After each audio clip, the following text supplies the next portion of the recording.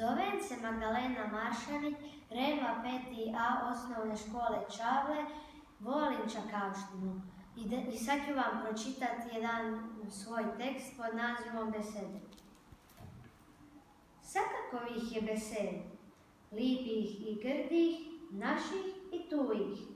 Ma, najlipije su gromiške, nigdje ni besed kopu nas.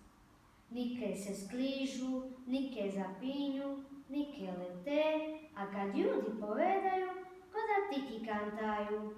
Srce onda zatanca, a oči se nasmiju. Ali, kada god se čuje nike trde, grde besede, to već nikad za moje uši.